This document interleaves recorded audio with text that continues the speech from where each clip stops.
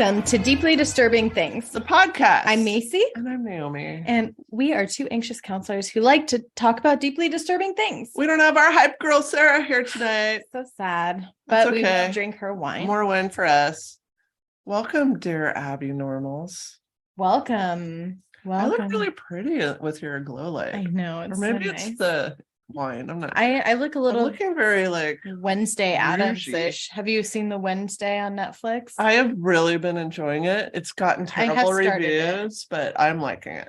I know people are really upset about Gomez and Morticia, the parents. Why are they upset about because that? I know people who are upset because they don't think Gomez is as handsome as he should be. Do they know what John Aston looks like? The OG? I don't know if they do or not, but to me, it's like their whole thing is about the love and the passion. Like I would say that at the very beginning episodes, traditionally handsome, I should say. Yeah, it wasn't sellable to me either. Like the closeness, I don't know. Initially, I'm not that far. I'm a few seasons or a few episodes. Started episode 3. The episodes are long. Yeah, they are. They are long. I'm liking it just because it's the kind of show I like. Even if it's not weird and off the best made. You know, there's actually been a couple things in the writing where I'm like, "Ooh, that was a good line." Mm-hmm. So I'm it's not horrible to me. I'm in. If it was that bad, I would stop. Yeah. I've been watching today. Yeah. It was kind of my dive in. I'm still watching. It kind of reminds me of Sabrina. I never watched that. Sabrina's to me is better than Wednesday's. You would like it. I don't know if I can go back at this point. What do you mean? And watch it now. Why? I don't understand. All right. This is not our patron contact. We need to get back to our topics. If you want to hear more stuff like whatever that was, be our patron. It's only $1 on Patreon. I mean, everything we say is important to us. So I get to go first today. Don't look at my phone. Where my content is. Okay. I'm going to talk about prison pen pals. Oh, I love this topic. Yes. Did you get input from your dad? I actually didn't, because I'm kind of going from a different perspective. Not so much the system out, more of the folks in there, and about pen paling in general and letter writing. So that was my angle. Okay. Yes, I could get feedback on that at some point for sure. I thought about it.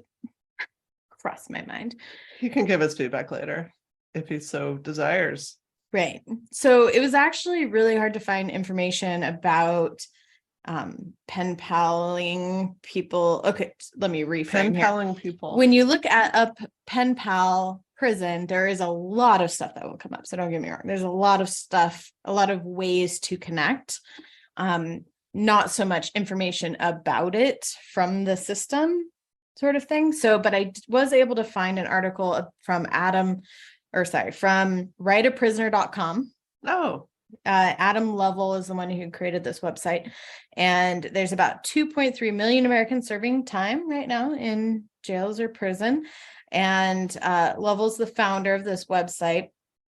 And it's all about seeking pen pals for the people in prison.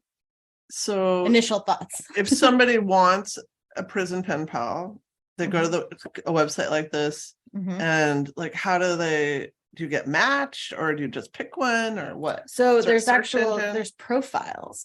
So the way that this one works is that inmates actually pay $40 to list their profile on the website, and then and that's for a year, and then every year after that it's $30 additional for the website to keep the profile. I was actually pretty impressed because some of the things, like some prisoners may not have internet access, things like that, and so they'll send them a brochure in the mail where they can fill it out written form and send it in. Old school. Right. And they'll make the profile for them.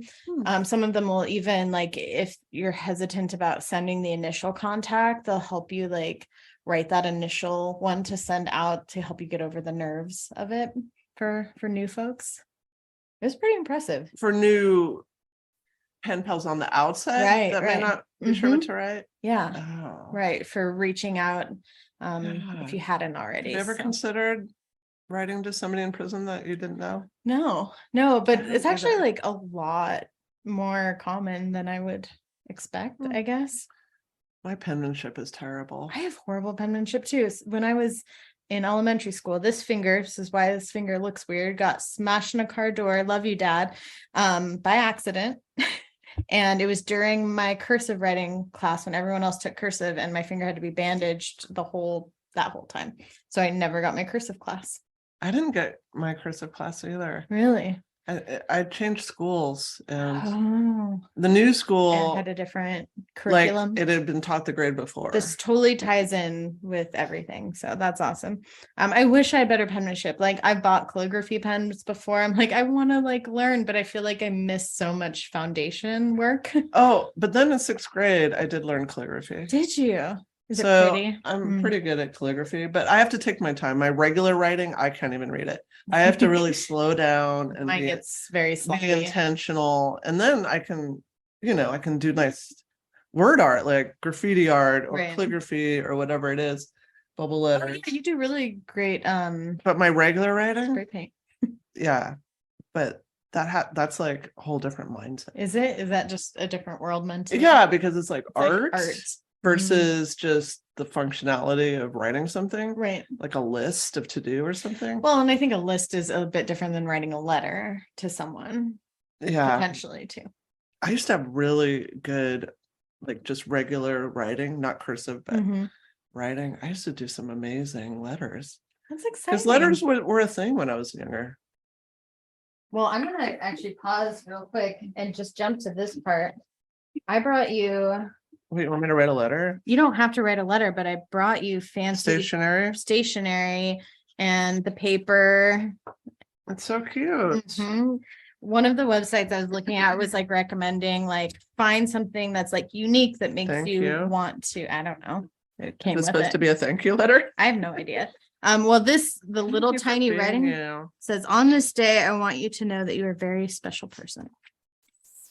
Where's that written? It's in that very. That's words? You don't have your glasses. That doesn't even look like words. It looks like a line on the paper. Nope, it's words. So what? Okay, I see that it's words, but I could never read this. So I brought one for Sarah too. That's why there's two here. Do you have one for you too? Are we all writing? I have one. A letter to someone in prison. So I was thinking we could. Okay. All right. And then it would have to be the right person. Well, and there's a profile for that, but first of all, we don't have to. One of the things I was thinking is like, we could look at a profile and write the letter and not send it, because one of the things is that they do, if you send a written letter, they will have your address. What's the expectation? And everyone, okay. So first of all, you know how I feel with commitment. The vast majority of what I looked at, this is just kind of an overview of what I'll talk about, is that a very small percentage are romantic, I'm seeking love. Okay, no, immediately. Right. So that's the corner that we don't have to go into. We don't have to go into, I'm looking for smut stuff. Like this website actually specifically steers away from that. It's more about providing support, friendship. That's what it is. That's what I mean with the commitment. Like if I write one letter and then I never write again, am I letting somebody down? So, but maybe you are they going every day to their mailbox and then they don't have a mailbox? If it's empty, they get like handed letters. They Charlie Brown it away. Get a letter back. And some of the stories I read would like tell a person like reading his letters from his mom to the cellmate who didn't get any, just because it was nice to hear those kind of words. Sad. Right. So that's why I was thinking we don't have to send it. First of all, there is an anonymity piece that you can't really avoid. So there's that, but maybe just see what it feels like to do it, to write that, like what sort of thoughts come up when you're writing someone in that position.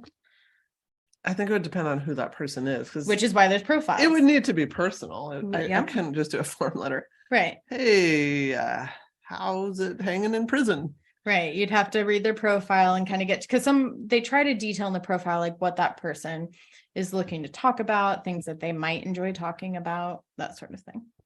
Okay. Okay. Are you going to talk about how like famous serial killers like get so much fan mail? I'm not, no, but that's probably very true. And actually, it is, yeah. And there is a huge, like, even though it may actually, from my research, it's a small corner that goes to fan mail and like sexual mail that is very explicit. And that even goes from the women prison to the men's prison, like that direction too. It goes back and forth. But it's a small portion of the actual mail that they get. So does somebody screen these letters first? Oh, yes. Oh, yes. Every single letter. Like what would be screened out? Like what would they not? They're looking for specific things that may incite riots code, or something? could be code, could be talking about drugs or planning a breakout. Or yeah, I mean anything explicitly that direction. Or what if it's explicitly smutty? They don't seem, from what they're fine read, with that? It doesn't matter. Like they're actually they don't care about that. They care about if it looks like you're sneaking drugs in, or if it looks like you're disclosing information that you shouldn't be. I don't know, things like that. Or requesting information, maybe. Right. Yeah. So, okay. So with this, a visitor might decide to become pen pals, let's say with Jacoby Bright, who's a 22-year-old New Orleans native incarcerated for illegal possession of stolen items, attempted manslaughter, and attempted robbery. He asks on his profile for potential pen pals to become my angel, the most precious thing in my life aside from my son. Okay, so that's pretty... wanting something intimate. Right. Another visitor may debate whether to believe the inmate who writes that he's been wrongly convicted of armed robbery and lost his appeal. You know, like, do you believe that? Do you not believe that?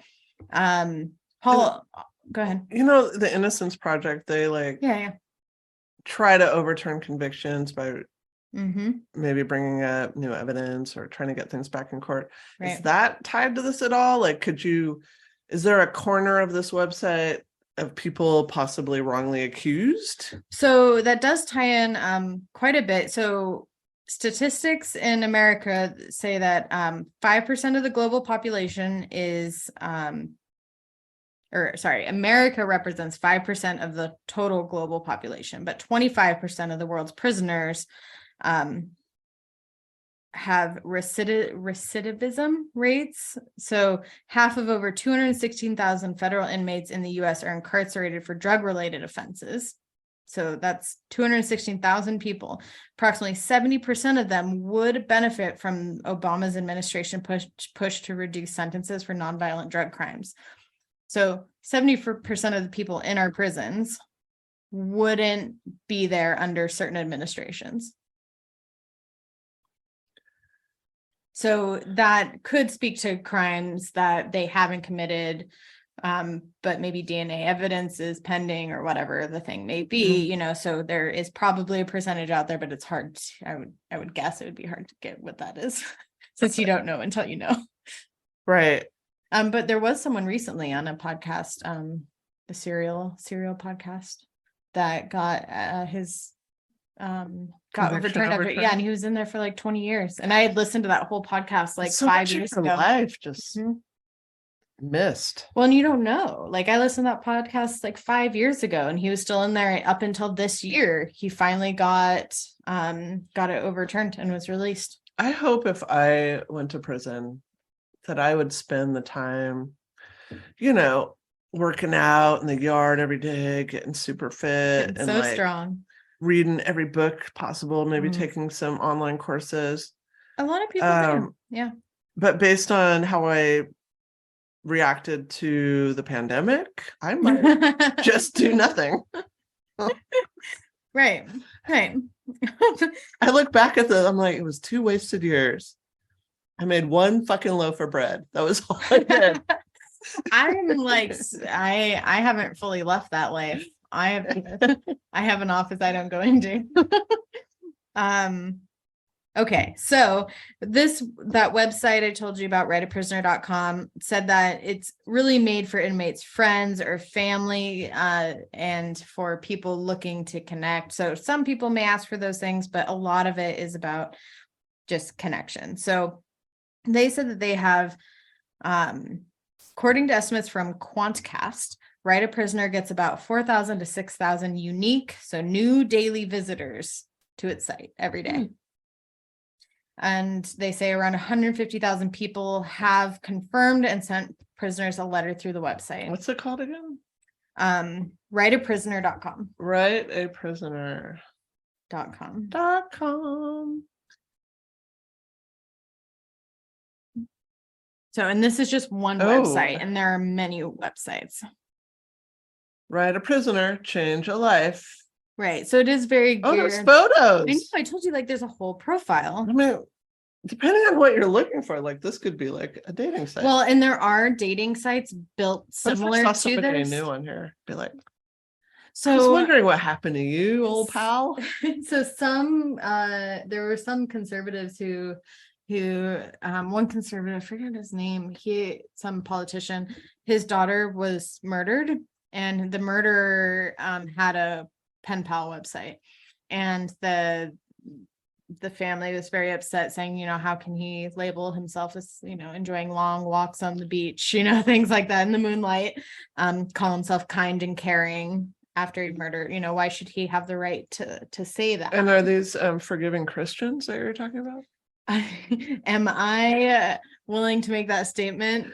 I'm glad I don't know their names. I would say not, but I mean, when your daughter's murdered, I'm sure there's feelings there, but to use your political position to stand up your personal stuff becomes a problem.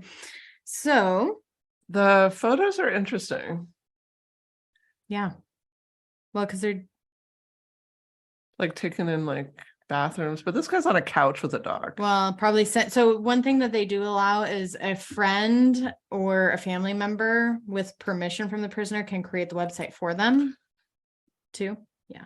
If I'm going to be honest, looking at all these photos, I want to write all of them. I feel like I'm like, oh.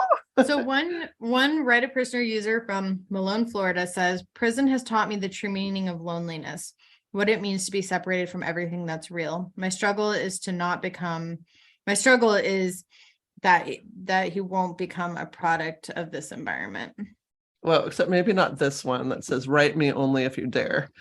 I might not. I don't not dare. I don't feel the heartstrings a tugging so much as some of those others that are like, I've been in for 10 years. I'm lonely. Right. And that's just like to hear from somebody. I got no family that cares about me. Like that's some of the others. I'm like, oh. Yeah. Like, can I have more stationery? Yes. And that's part of when I started looking into this, it was more of the humanness that caught me. So that's why I didn't go my dad angle on this topic with the guard perspective.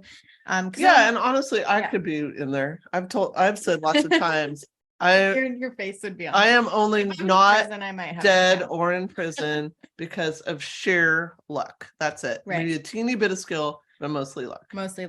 So okay, so in prison you can't show weak. This is another Adam Lovell, the writer or the owner of this website, says, in prison you can't show weakness. You're not allowed to be human.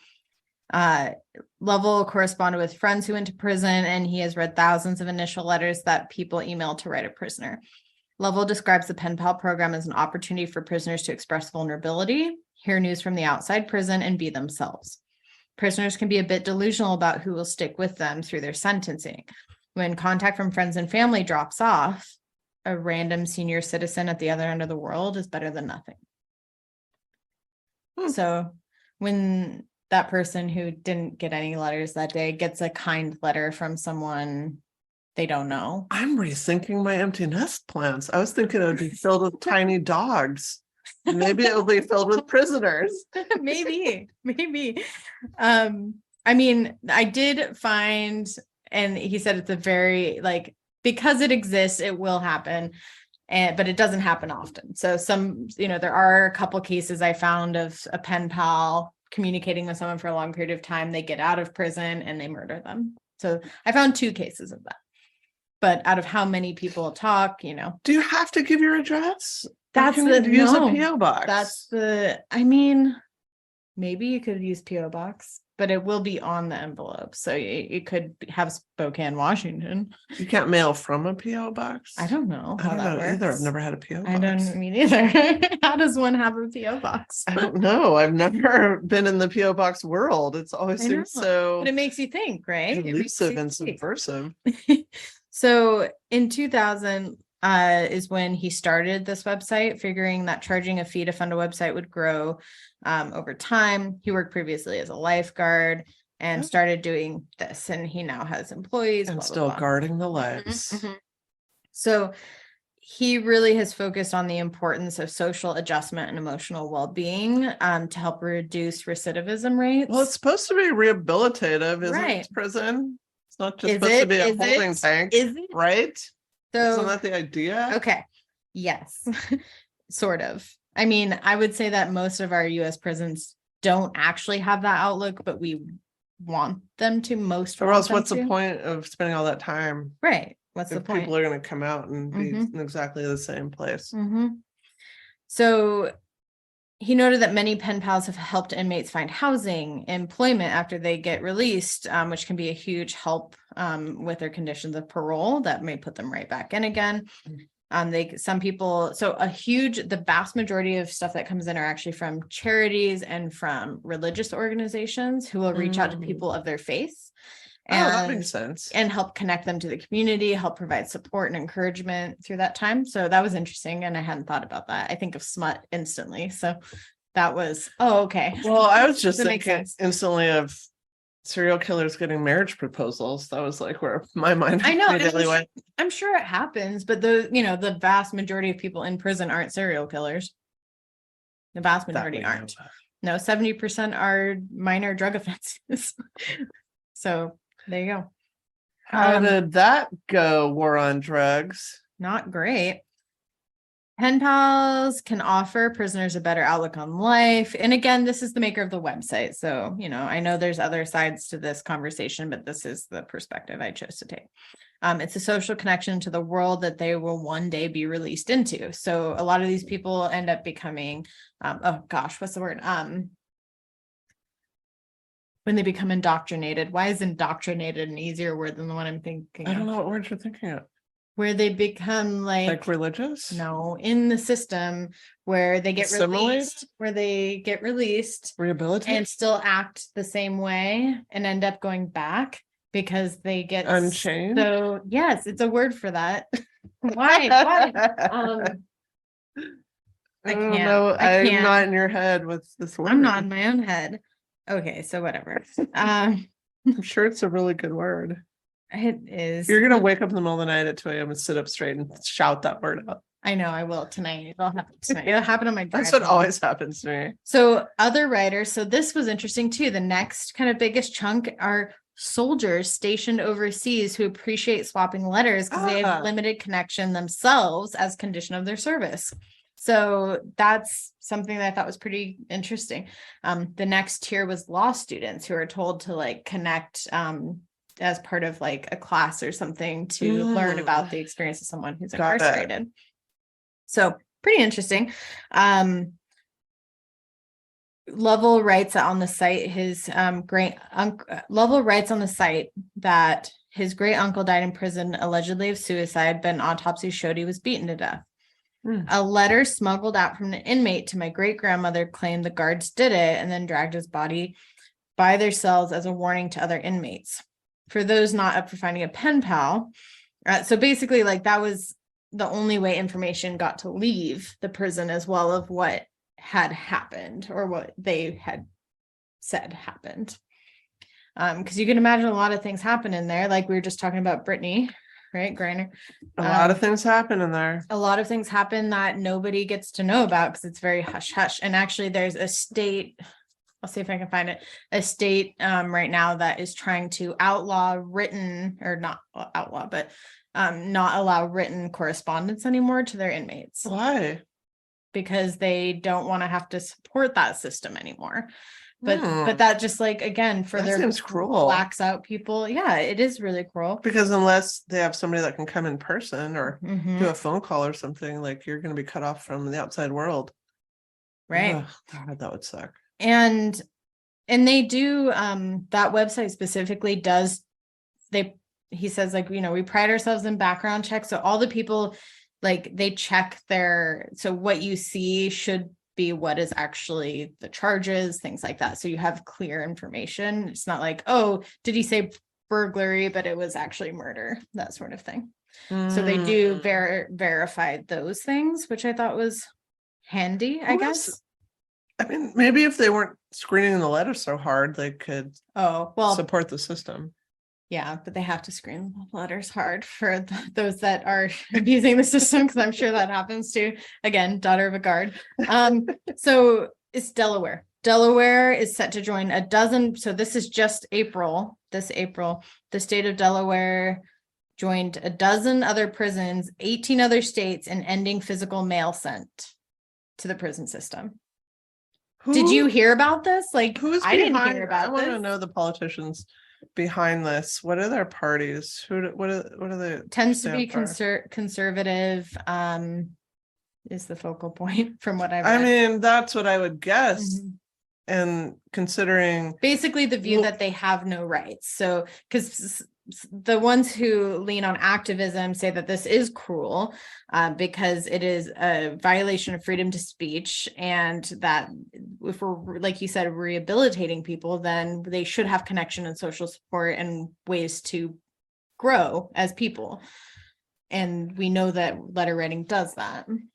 So it's people who view that they have no rights once they go into prison, which makes me go, we've talked about research that's been used against prisoners or forced upon prisoners, because they felt that they had no rights.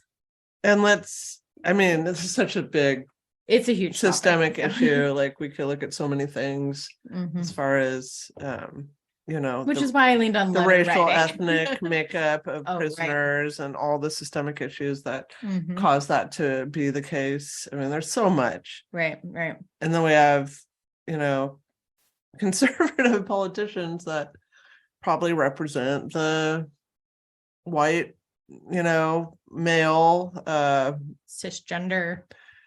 Yeah, the white cishet, that they want to cut off something that could potentially be helpful and allow these individuals to be able to be humans. And we know from previous podcasts that to do a death sentence for a prisoner costs more money. So if money is your problem, it costs more money to put someone on death row than it does for their whole life to be in prison. It does, because I think I talked about it with the youngest execution. I forget his name. Something Stiddy. But he was like 14 years old or something. Yeah, I think his last name was Stiddy. So, and he was convicted of an all-man white jury within 15 minutes. Yeah. So Monica Cosby, a formerly incarcerated grandmother and an activist with Moms United Against Violence and Incarceration, said on the podcast Beyond Prisons that these policies are decidedly cruel and intended to harm. She said, receiving mail is a critical point of support for people on the inside. So many organizations are trying to fight against this, trying to recognize that pen pal or letter writing exchanges between people is beneficial for everybody.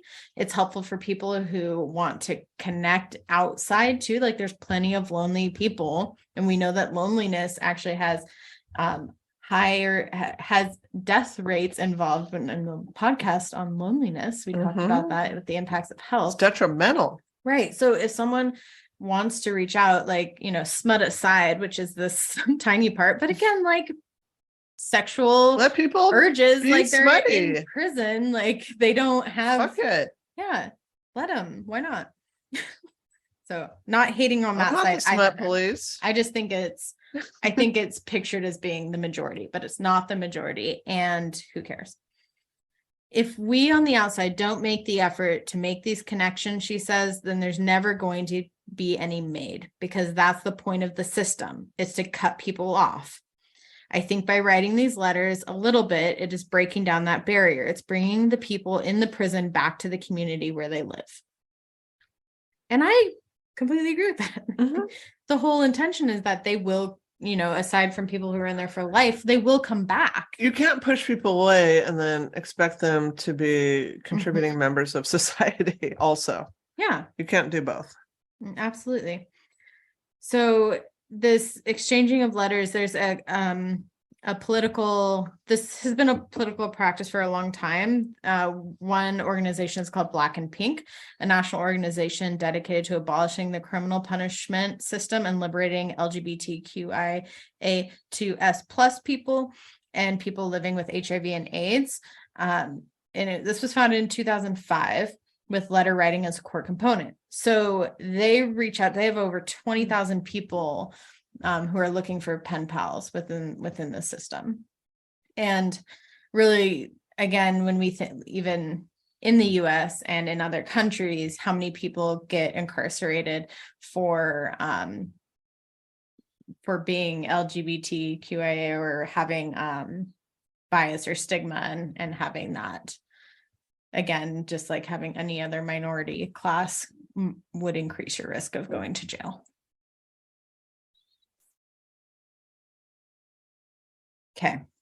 So Rosenberg, I cannot say this name. How might you say this? Kaizensteinak? Kazisniak? Okay, I feel pretty good about my going it. Just a guess. Asserts that prison industrial complex tries to completely erase people, systematically, out of sight, out of mind. Right. Strip them from all their support systems until they're completely alone. After that, a person's will to fight goes away. Yeah.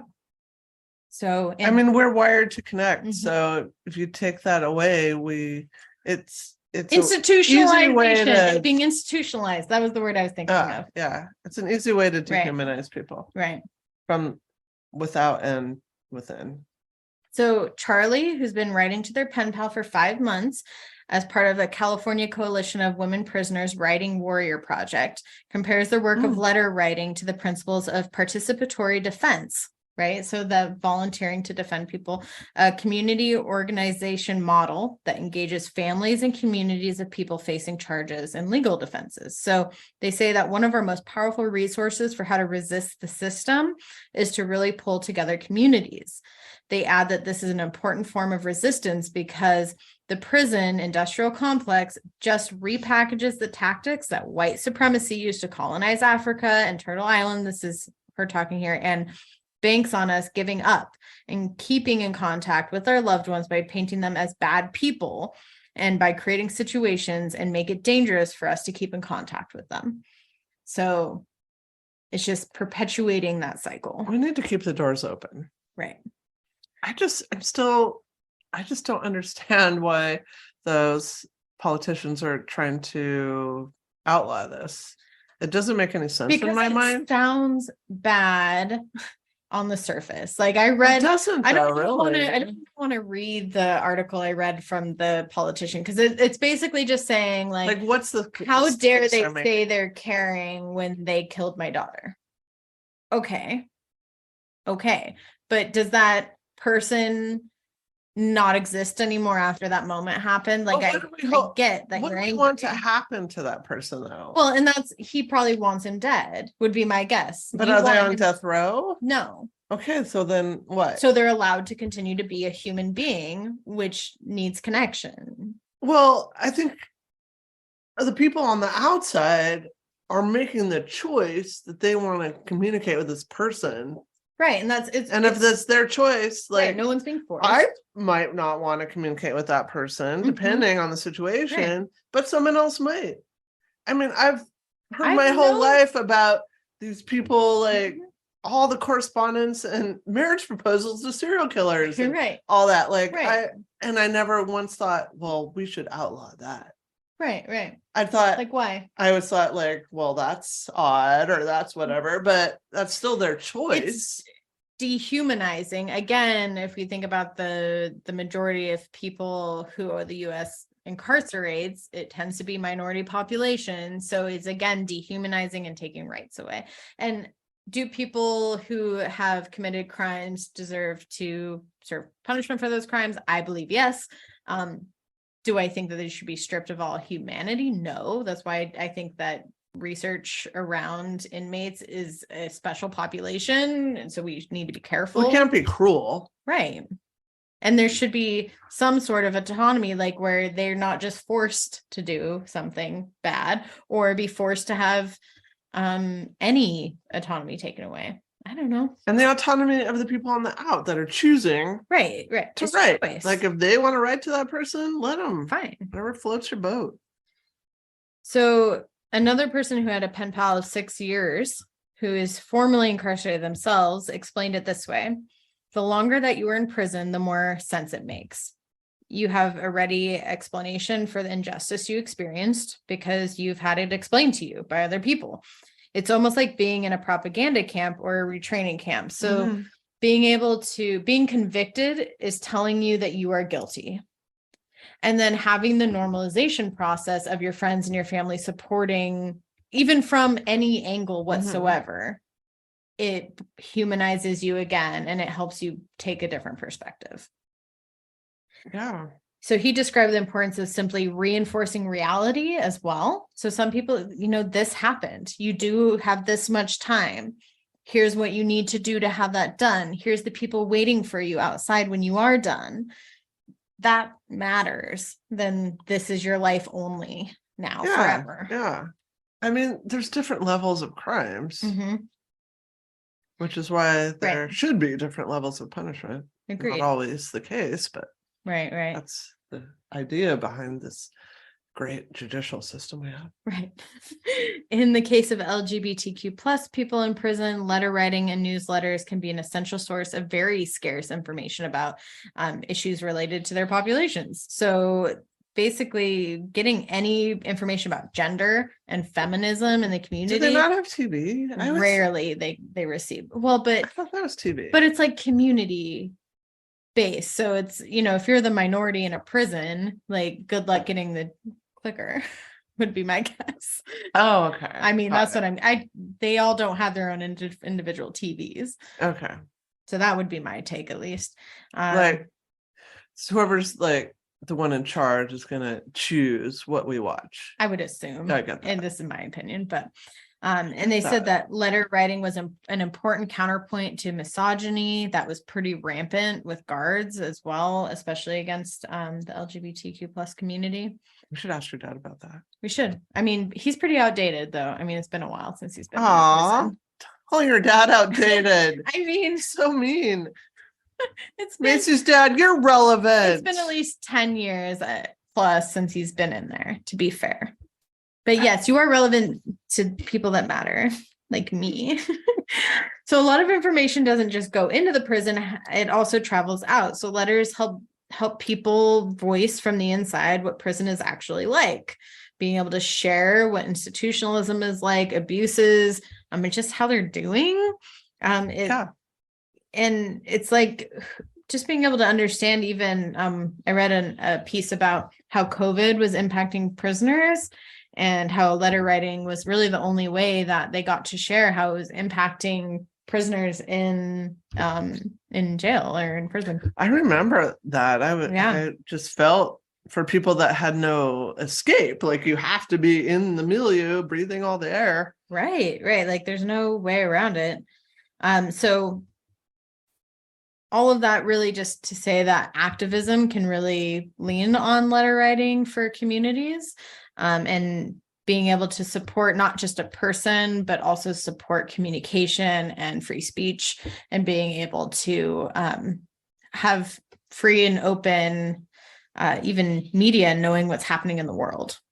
Got it. Which in China right now is a big deal with their COVID lockdowns. Have you seen any of that? Yeah, the zero COVID stuff.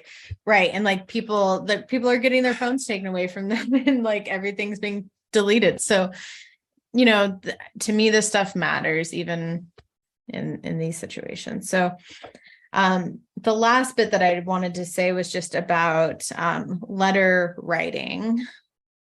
Like we talked about, it has fallen out of fashion in general, which I think is sad. I used to write letters. Who did you write letters to? Lots of people. I've told you I had my pen pal in Russia. Oh, that's right. The Soviet Union back in the day. That's super cool. But I also, like when I went to summer camp, I'd write letters home, get letters. When my kids went to summer camp, write letters. That's write letters to relatives. That's what's dying off in the younger generations from what I've read, which is sad. So it kind of led me to this last little snippet that I'll say just kind of briefly that in 2010, there was a research study that 1 in 5 children had never received a handwritten letter ever. And technology keeps getting more and more. Social media. Stella's got a handwritten postcard. It's right over there. From who? From her cousins. You can grab it. That's it. Yeah, I think. We'll look at it. Is it a postcard? Yeah, because I read a whole thing just about postcards. Her sister's kids went. My sister's family, not just the kids. My sister's family went to Costa Rica last summer and sent Stella a postcard. But look at this. It's like up on the dresser. It's cute. Because it's her first mail she ever got. Isn't that adorable? And why? Yeah. With social media now, it's kind of sad because all those things just kind of die and fade away. Do you want me to read it? Will you? Yeah. Dear Stella, I hope you are having a great summer. So far, I hope to see you soon. Something. And I have a little present for you. We have seen. I don't know what that is. Ugotis. They are like fat brown guinea pigs whilst in the wild, and we have. Did they say whilst? How old is this cousin? She's like 6. For context, okay. And we have swam in waterfalls and seen a lot of other things. Bye. That's adorable. So cute. Ugotis. They're like fat brown guinea pigs, which you love guinea pigs. She didn't even know I love guinea pigs. So to me, so cute. It means so much more being able to have your own context, being able to write it out versus here's a picture and a little caption, it's posted for everybody. It's not personalized. It lacks meaning. Well, I communicate by email, mostly with my stepdad. Oh, that's interesting too. Yeah. Cause that's his mode. And then in older generations, Facebook Messenger with may other appreciate people. Things like that more, or letters instead of social media. I do get criticized that I respond with one-liners, but where's the thought? I'm wow, that's really interesting. Basically, one of the outcomes from that research study was I'm just not wordy with that. I mean, I don't even text you long things. No, we don't text a lot. No, I mean, we need in person. I'm not a lengthy. We need a skate, texter, emailer. We need to skate, have a beer, and then vent for 45 minutes. I'm in person, even at work, I have to really intentionally put more than one sentence in an email to people. I'm okay, do the fluffer in the I can sometimes be too blunt in emails. The too. fluffer at the end. Mm-hmm. The meat in the middle. It's a sandwich. Yeah. But it takes intentionality because that's not my nature. Right. And that's how many kids would probably describe it for writing mail. And most of these kids never even were taught how to mail a letter. So a lot of not a lot.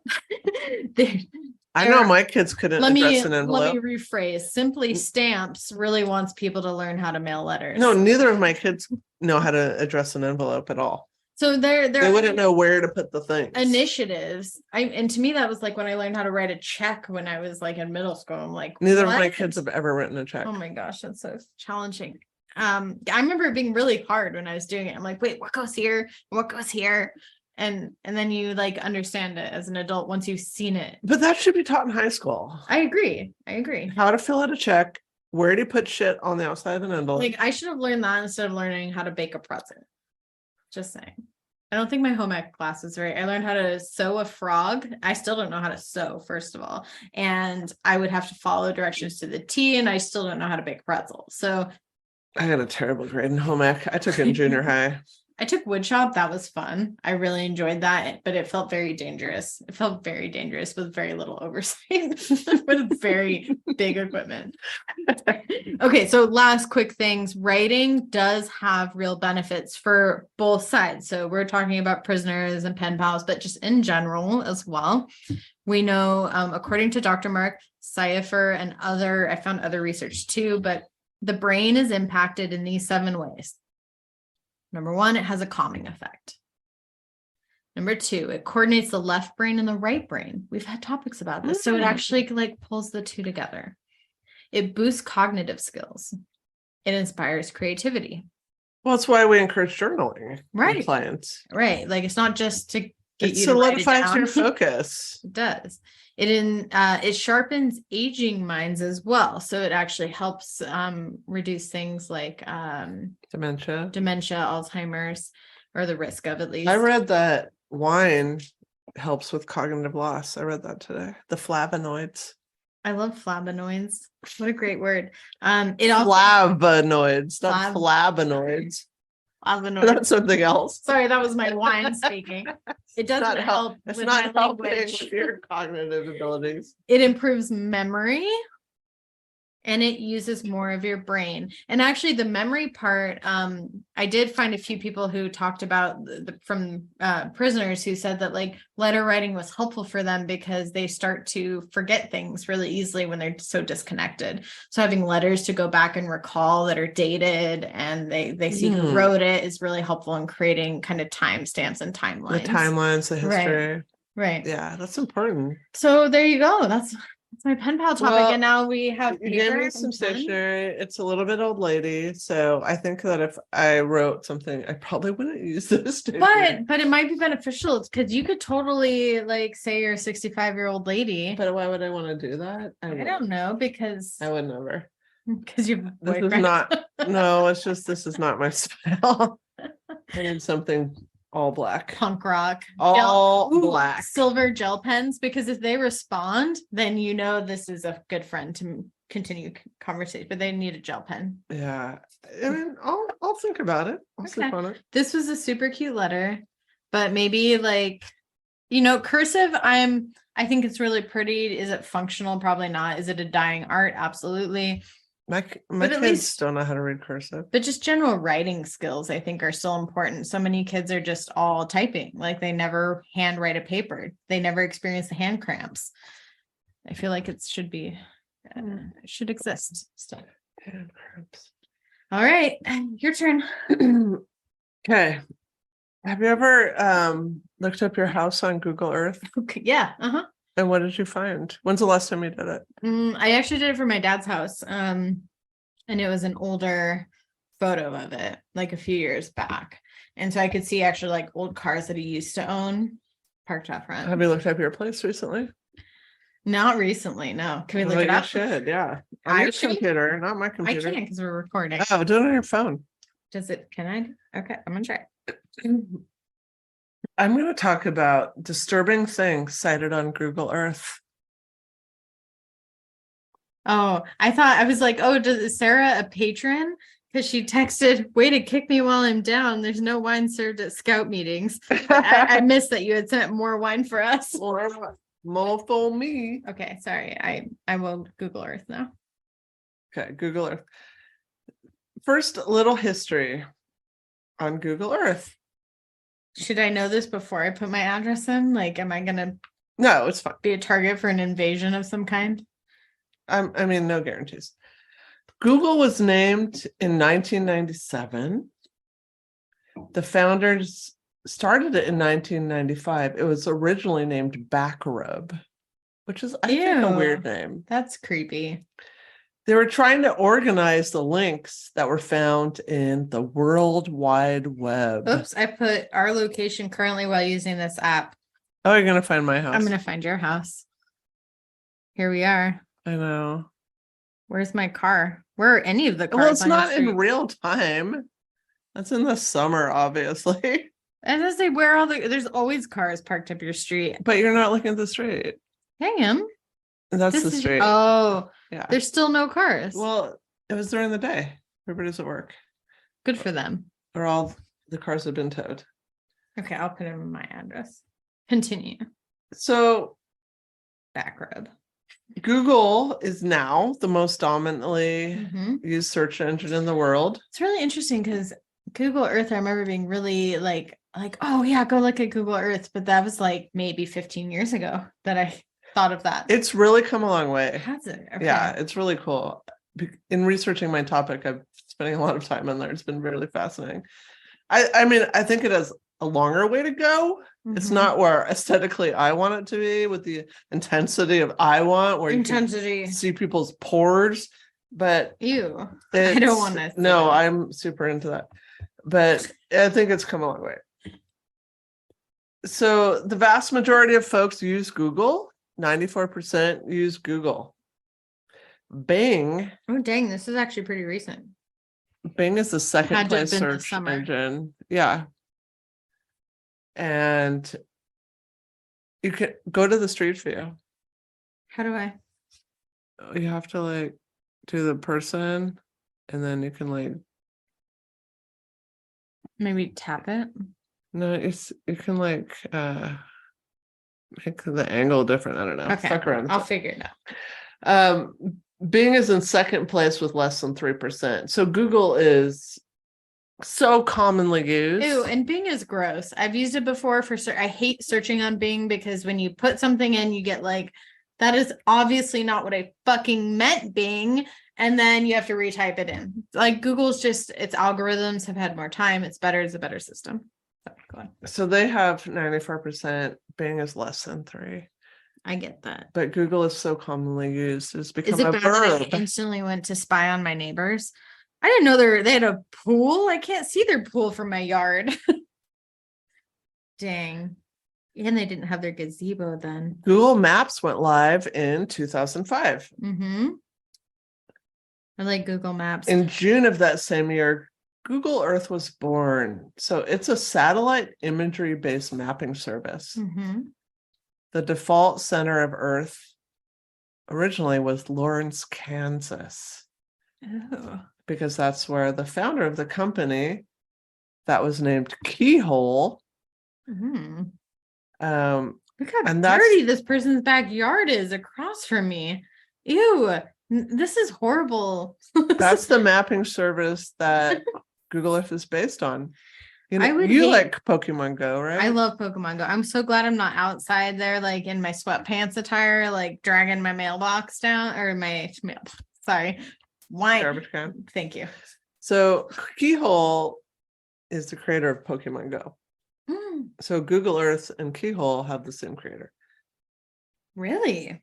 Today, more than 60% of the Earth's land surface is included in Google Earth. I guess that makes sense because they already had that all coordinated and mapped. So, and then they had to like reach out to. That's fascinating. Okay. In 2007, Street View was launched. Mm-hmm. And this gave the ability for people to visit the Great Barrier Reef or to go into volcanoes. It's really cool. Do you want to know how Google Earth works? I do actually. I'm very curious and also have gone second, so I'm talkative. So it's a unique. No, I went first. Yeah. It's a unique geomapping and tagging program that uses composite imagery that forms a comprehensive interactive map of the Earth. So it stitches together more than 1 billion satellite and aerial images. So they get images from airplanes, from helicopters, from cars, from the satellites. I think they stitch all these together and it forms this comprehensive interactive map. Is that why it kind of looks almost like a painting, but not quite like a detailed painting, almost like it's not like a photo, you know?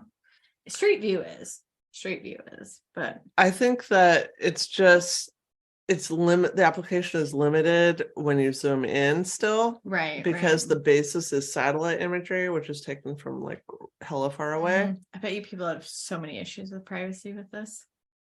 Yeah, I'm gonna talk about that. I figured. Yeah. And just briefly. Give you a little plug. It's not really the focal point. The focal point because you don't have privacy. Good luck. You're lucky. Other countries Live underground have if you what is want it, privacy. like CNET TV or whatever in other countries, where like every street corner has a camera. Everyone. So it's been really cool to have this tool. Like you can see some of the photos like before and after a flood or before and after a hurricane or tornado. These are all Google Earth images that can show these things. The last time I looked at my house, it was before I lived there. So it is interesting seeing like my car in the driveway in the picture now. Yeah. So Google Earth features these 3D reconstructions. And you can actually, they have a new feature now where you can go all the way back to 1984. What? Because they're using satellite imagery provided by NASA. What? So you can That's travel cool. back in time and see your house all the way back to 1984. How do you do that? I don't know. I haven't tried that one I yet. was say grab my phone. But I was like, wow, that's cool. That is cool. So Google Earth digitally stitches together billions of images taken by satellite and aerial photography. Billions. And it uses the highest quality pixels from each photograph to create the clearest view of any portion of Earth. I mean, that's so much computing power alone just to do that. Yes. And I thought this was really interesting. So anytime you open up the Google Earth website, it's always springtime on every area of the planet. It looked nice. It looks springy. They call it Pretty Earth. Oh, that's adorable. So it's a little judgy, but that's what it is. I like winter, first of all. So I would like that, but I get how it would be hard to see the landscape. I feel like we should be challenged to find beauty. Like maybe all 4 seasons. Like you could click a season. But I would like that. Yes, but that's what will this house that I'm gonna buy look like during winter, during January? Right, when everything's just that hill looks horrible. No. Or it's okay. So it is springtime. Okay. It's always springtime everywhere, everything. That's what it does feel a little deceptive, a little groomed. Yes. Well, no, it's not groomed, it's just springtime. I know, but it's groomed for your viewing pleasure. Google Earth has been viewed by some as a threat to privacy and national security, leading to the program being banned in multiple countries. Really? Some countries I shouldn't be shocked. Have requested that certain areas be obscured in Google satellite images. And these are usually areas that contain military facilities. I do know that Pokemon Go has like the do not like dangerous areas are like blurred out because they don't want people falling off cliff edges and things like that, or going into private government property. We're not in my V now. Where's Sarah? You better go. Where's Sarah? I'll go. It's Sarah's job. Is it downstairs in the fridge? No, because this is red wine. It's on the counter. Tabletop temp. Tabletop temp. BRB. Okay. It's very hard not to slide in my socks on your. Because I clean my floors obsessively. Okay. So that's the history.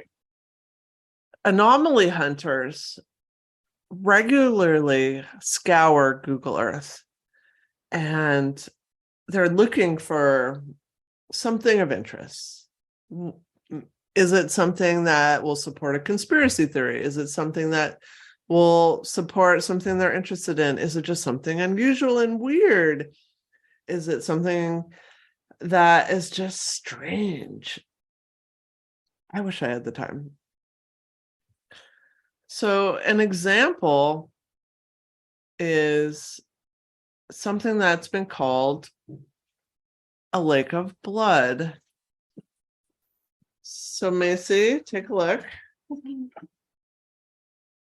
That's been called a lake of blood. That's terrifying. This is outside Sadr City in Iraq. And it's no longer red now, but at the time that was filmed, it was. And some think that this is runoff from a nearby slaughterhouse. So I was saying That's that a lot of blood to make that whole thing red. some people just spend Bright red. a lot of time just looking at Google Earth trying to find interesting and strange things. Yeah. And that's one of the things they found. I've seen a whole game built around that where you see a Google Earth image and you have to guess where it's at, and like they give you some clues, and so you play against other people to see who can like geography better. It was interesting. Yeah, I can geography the shit out of things. But like oh, those rooftops, those are mostly in Italy, you know, that sort of thing. Or that road sign, it can be really hard.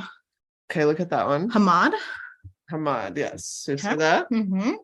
Like, is that on a beach? Yes. So wow. Hamad bin Hamdan Al Nahyan is a billionaire sheik who had his name carved into the sandy surfaces of Fataisi Island. It's an island he owns in the Persian Gulf. So these letters are 1/2 mile tall and 2 miles long altogether.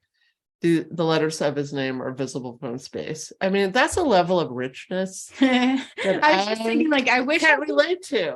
I can't relate to it either. I wish I could do it. Like, you own your own island.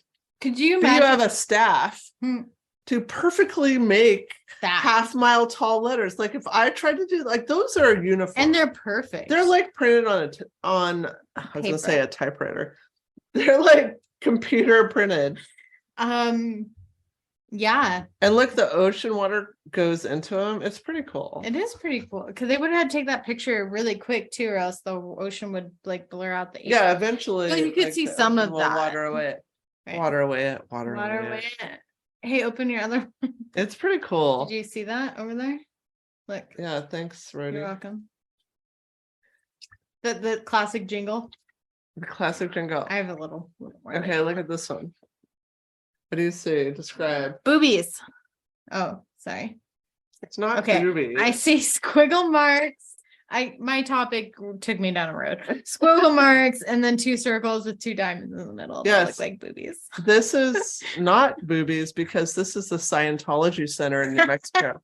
An aerial view. Definitely not boobies. Sure, I was so worried about that. Thanos does not have boobies. Well, maybe Thanos has boobies. Are they gonna come after me now again?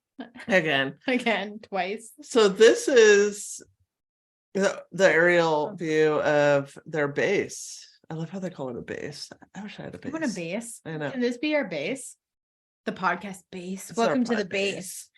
Okay, we're gonna sound cool from now. So it's crazy. Like from the aerial view, it is 2 giant concentric circles, like a Venn diagram. With diamond nipples. And each one has diamonds in the middle. I just hit myself in the face. For those not viewing the video, which you can view on YouTube if you want to see me just flick myself in the face with a booby nipple. That's what I did. I went like this. Oh, I was trying to mock you and I accidentally hit myself in the eye. Please go find this episode on YouTube if you haven't, and you can watch that little section, fast forward however long this has been. Enjoy. I went on a road trip for Thanksgiving. Your eye okay? Well, I'm rubbing the other eye because I strained my eye really hard on the road trip down because really hard. There was zero hard. There was zero visibility because it was such a typhoon. Like I couldn't see the roads, it was treacherous. So I like strained my eye and I had a lot of where were you again? It was eye healing. And I made peace with the fact that my retina was going to detach and I would be blind. I made peace with it. I'm like, I'll rock a patch. I'll do it. I had that moment yesterday too. I was playing Call of Duty Zombies and I got out a munchie snack, which was Cool Ranch hot and spicy, which I'd never had before. And I was eating it like, this is so good. And a flick of the spice went into my eye, this eye, and it burned so bad. Like I had to go sit and flush my eye out. It was that bad. Are you referring to a Dorito? A Dorito that was Cool Ranch, hot and spicy, quite good. Oh. Don't put it in your eye. It was one of the worst pains I've had in my eye. I would not put one in my eye. I would. Okay, I have a question. You went to Mid-Washington and experienced a tsunami. No, Oregon. tsunami. Were you on the coast? No, a typhoon. I said. What's a typhoon? I honestly It don't was just know. heavy rains and wind. Oh, Like that's scary. zero visibility, car Mhm. being blown off the road. It was rough. Yeah, I think the worst I was in when it got really smoky in the middle of the state when there was all the wildfires and I had to drive through there and it was like no visibility, but wind and rain would be scary. It was scary. I'm glad your eye didn't detach from the retina. It's better now, but it was like touch and go for 3 days. That's a long drive too. 8 hours? It wasn't 7? bad. I've done worse. We know. I have the You look heart and golden soul on of a this. long haul trucker. Look how pretty you are. You're so pretty. Thank you. It's a shirt. It's a nice razzle dazzle with your hair. I used to wear it on New Year's and then I didn't wear it. Okay. Because I felt like I thought it would feel sorry. No, it's vintage. It's very rough feeling and also completely see-through. It is. Oh, I was wondering about that too. I was the first second I saw it, I was like, is that see-through? And I was like, no, I think it has a sheer underneath. No, it's see-through. And New Year's here is super cold. So we did diamonds to wear earlier. There were no diamonds. That's what you're talking about. My eye is still hurting where I stabbed from the finger. I was gonna look at me real quick. It looks a little swollen. No, it's fine. Is it fine? Yeah. That's good. When did you get back? Saturday night. Oh, just a few days ago. 2 days ago. Today's Monday. Mapvertising. This is the phenomenon of companies understanding that people are always looking at Google Earth. And so they're putting giant ads in there. Ooh, face up. So here's a KFC ad. Ew, gross. I worked there for 2 years. That makes me upset. When I was in high school, I loved me a Chicken That's Little. what I worked in high school. That's why it makes me a Chicken Little. Loved them. Or the Chicken Little sandwich. I can make that on point. I don't need chicken now, but I love. You know what I really liked, but I hated admitting that I liked it because they made the famous bowl that had the popcorn, chicken, gravy, corn, and mashed potatoes all in one thing. It was actually fairly okay. But they would call it the famous bowl. But I was there when it was brand new. How can it be famous when it didn't exist prior? That's good branding. And now it's famous. It makes people want to be a part of it. Exist. And it's just a mush of everything. And I hate this is the famous podcast. We're so famous. Everyone hates us and they talk bad about us. And that's also as good as good. No such thing as bad publicity, right? And actually, that's not true. I just figured I put it out there to see Elon Musk if you want to see what happens. Scientologists, anybody, go ahead. Hit us. I mean, you can see sunken ships on Google Earth. Ooh, really? Check this one out. Oh, through like imaging. That's cool. Isn't that cool?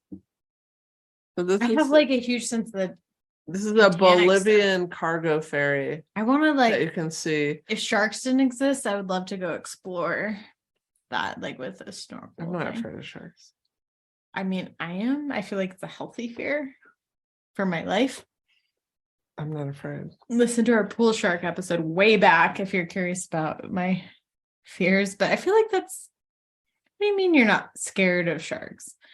Like it would prevent you. I would not prevent me from swimming in the ocean because I love swimming in the ocean. I learned how to surf, but I cut my finger on a coral reef and I literally ran out of the water. And then guess what? 2 hours later, they said a shark had entered the area and everyone was forced to leave. That was my fault. I did that. Was born at the ocean, raised at the ocean. I'm not afraid of swimming in the ocean.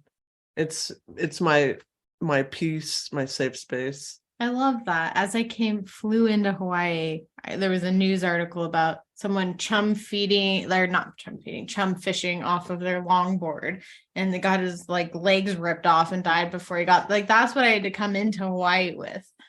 Great. Can't wait for my surfing lesson. I'm fine with it. A sea turtle touched me though. It came up while I was surfing and like touched his nose on me and swam away. And this person said it was good luck. Great.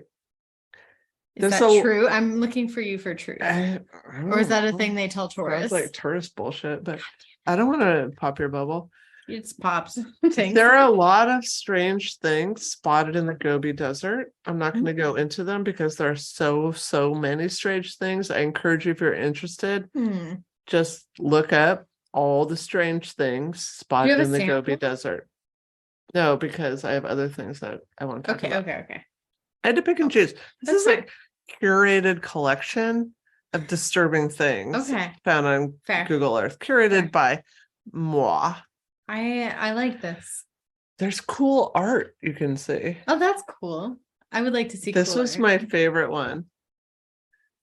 What? It's a ginormous pink bunny. Big is like as big as like what, a football field? Oh yeah, that's like what, 6-7 houses. Yeah, it's huge. It's huge. Like that's fucking rad. That is cool. There's also possibly a flying saucer that the melting in Antarctica is revealing. What? I thought I'd show you that. Holy cow, bananas. Look at that. This roundness, yeah. That to me is not organic. That is not an organic shape. It's completely a perfect semicircle, and it maintains that shape if you look at it over time on different angles. Like, oh, how do I do the angles? And you got to spin it with your fingers. I forget how to do it. Like math it. Yeah. No, I see. I was trying to go like up. Okay, you made it way worse. You need to stop. Stop fingering my laptop, please. But to me, that's like not organic and natural shape. Okay, I can see that. Yes, I like to believe. But you are a believer. I am a please make me a believer.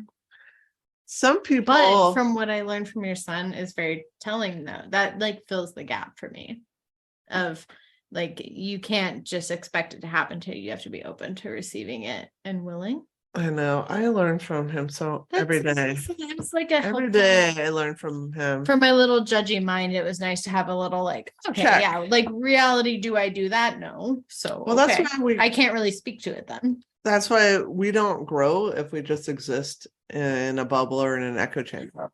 Like being in a prison. You can't. You have to hear other views and be open to like actually listening. You can't grow in a vacuum. That doesn't mean you're like, oh, I'm gonna change my thoughts, but at least be open. Right. Sorry. Some people purposely prank the Google Street View cameras when they drive by. Did you know that? I heard something about the car ones before, but I don't know. Have you heard of Pigeon People in Japan? No. No, I have not. Isn't that funny? That's amazing. So if you have a heads up when the Google Street View camera is coming by, you can go outside and do any number of like, why is that shenanigans in my house? There's like literally pigeon people with. There's a whole bunch of people. They're wearing pigeon head masks. They're just standing there weirdly in rows. Awkward. Yeah, I love that. I love the pigeon people. Oh, that's amazing. I love it. I really like that bunny too. So if you happen to be outside when Street View cameras drive by, you're going to get photographed doing whatever. Or if public it's like access, you know, an aerial shot with a helicopter, an airplane, whatever. So you can be caught in all kinds of embarrassing situations. Human faces are blurred. Okay. They have a thing that does that, but still people can identify who's taking a shit on the side of the road next to their work vehicle with the name of their work company clearly shown on the can I just say his face Google is Earth. Not actually blurred. Look at his face. Semi-blurred. It's not, his ass is blurred, but his face, look, I can't, but his face is not blurred. It's not, no, the blurring is not what you would think. No, that's not what I would want if I was taking a shit in someone's yard. Well, sometimes I'm pissing on a hike. Like I could be caught in a yard before. I could be caught. Like that could be you on Google Earth until they update the image. Yeah, when we had the roller derby thing, that one, and Was it you and me? I don't know. Me and someone else peed in by the gas station I don't know. I pee constantly. all the time, everywhere. Oh no, that was us. That was you and I. That was in Vampire Town. When we had the raccoon, the cone, the Twilight Town. Twilight Town. I can't remember the name. When we threw the Port cupcakes on the something. cars. It's fine. Yeah. Things happen. Things happen. It was a fun night. I just remember you all of a sudden after like 2 hours of walking and the hotel people being like, you're really far away and worried about us on the phone. And we finally get an eyesight of the hotel. We have the cone so everywhere we go, everywhere we went, we would take a traffic cone because it would have the place spray painted on it. And we'd use it for training purposes. Training purposes only. But here's the best part. So then you go, oh, we're here. And then you shove it up your shirt, you run off to the side, and you start ninja crawling to the back of the hotel. And he literally sees you do all of it. Well, in my mind, I was being ninja-like. But then we woke up the next morning. This is the same night that I threw up pink cranberry vodka all across the room. No, that was a totally different. In the bathroom? Was that different? Oh. That was Ellensburg. Oh gosh. How do you remember that? Because, wait. Because I was unconscious. Because I drink wine and it helps with my cognitive flavonoids. I remember us opening the curtain though, and that traffic, we were like, was that a dream? We opened it up and the traffic cone was sitting in the bathtub. That was true. Yes. Okay, I'm sorry. No, that was a fun trip. That was super fun. Was that the Canada? Where every road was up the whole way? Do you remember that? We just said it was Twilight Town. Okay, but we're Canada. Port something. The top of the Olympic Peninsula. When I got the international jacket. Jesus Christ. Every hill was up. Can you please look up Twilight Town? And we had a skater. Port Angeles. Port Townsend, I think. Okay. There was a Twilight store where the Twilight was filmed outside of, and there was this group of like maybe Port Angeles young teens out front. Port Angeles. But it was like midnight or 2 a.m. This was right after Twilight came out, so it was really big. But they were like hanging out at the store, and we're just walking, trying to get to the hotel, and they're like trying to be Twilight. And they were hassling us though. They were like, well, you like Twilight? And we're like, and you said, no, you're the ones hanging outside of the Twilight store. And then and then they felt all awkward. Yeah, because they were like, yeah, we are. I can be a bully. Yeah, they were you can be a bully. It's fun to watch you be a bully. After people pass away, their loved ones can go visit them on Google Earth because if they're captured. So a lot of people love this. I really feel like I'd rather a photo, but a lot of people love it because it's like capturing a natural moment, mm-hmm. like taking out the trash. I mean, I don't need to see that. Well, but some people get comfort. Good feels. I get that. Missing persons cases have been solved with Google Earth. Ooh, maybe this murder case will be solved. But has anyone looked at Google Earth? That's what I want to know. Police, have you looked at Google Earth photos? I'm sure they have, but maybe not. Maybe not. William Molt was reported missing from Lantana, Florida in November of 1997. He failed to return home after a night out at a club. A missing persons investigation was launched by police, but the case went cold. 22 years later, police were called to reports of a car found in a pond in Moon Bay because it was spotted on Google Earth. Mm-hmm. When the vehicle was pulled from the water, skeletal remains were found inside. Never a good sign. And they were positively identified as belonging to Mr. Molt. So here's a picture of the car that was spotted from Google Earth. Oh, yeah. Not Google Earth. No. Google Earth. Google Earth. Isn't that crazy? That is. It was there for 22 years. That's intense. But some eagle-eyed Google Earth observer spotted that. Maybe check out your neighborhood. This will solve all the crimes in the world if you just like scope out your it's like the new neighborhood watch. Well, you would see so much crime around here. I'll say You get the hand. Should I say pass what them I the want to baggie. say? Yes. Okay, I'll say. Ahead. It's So, far enough along. If people are in right now, they're dedicated. They deserve it. My kids and I, like a week or so ago, a little over a week, it was the yard site, if you're a Jew, you know what I'm talking about, of my great aunt Lillian. So we, went to her grave, brought some stones. If you're a Jew, you know what I'm talking about. And then started talking about the graveyard next door, which is the Greenwood Cemetery, which we've spent a lot of time at. And I was like, well, we have some time. And I thought I would show them like the old, like racially segregated the section part back in the back. So we walked back to like the Asian area and like had a lot of deep discussions about death and legacies, and like my fears. But then decided to go up top because Skylar said there's like a skate park back there. I'm like, what are you talking about? He's like, yeah, like there's a whole like crazy skate park back behind the Upward Cemetery. And so we drove up there and like we couldn't see anything and it was like cold and snowy, so we didn't. But then on Google Earth yesterday, when I was researching this topic, we looked and it's there. It's a crazy fucking phenomenal skate park. Cool. I know. We should go there sometime. Well, Asher, because he's a rad skater. I'm definitely gonna pick him up there at some point. But it's super cool, and I feel like maybe I just revealed a secret. I'm sorry, skater community, but I'm an OG skater. Asher's a rad skater, so we're like allowed to go.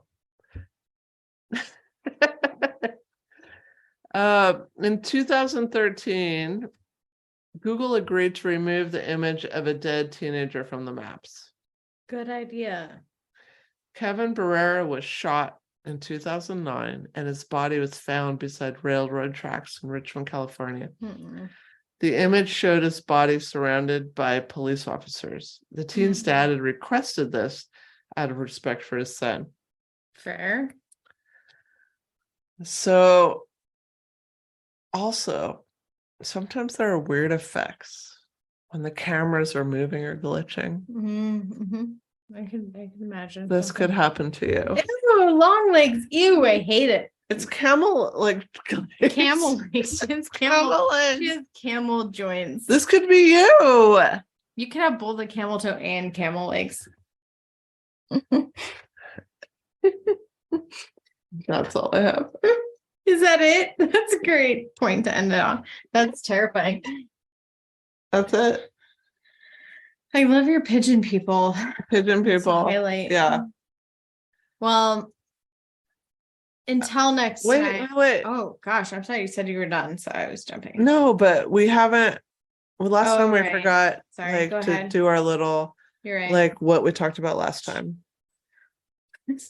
We also had Thanksgiving break. Do you remember your last topic? Okay. Mine was the true story of the first Thanksgiving. What was yours, Macy? Well, Macy's thinking about what her topic was. I'm going to plug, please be our patron on Patreon because it's an awesome way to support our podcasts and it helps pay for our little expenses and shit. I have to cheat. I'm cheating. Oh my gosh, I have to look up what our. I don't remember. That was so long ago and so wine ago. That was 2 weeks ago. So wine ago. Oh my god, I love that. Certain Podbean episode in Google, like that was gonna happen. I don't remember. If you don't know our last episode, go on to podbean.com, look up Deeply Disturbing Things, find our last episode that will be published. This next one will be published, obviously, when you hear it, so it'll be the last episode before this. So, until next time. Until next time, consider writing a thoughtful letter. And if you ever leave the house, make sure you have a fashionable outfit on because you might be photographed by a Google Street View. What a fitting, like my hat. I told her when I came in, I couldn't take my hat off because my hair and my bangs are a mess. And I'm wearing sweatpants that are a different brand for my pants and my socks. And I had a lot of thoughts. If you want to hear them, be our patron on Patreon. Bye. Bye.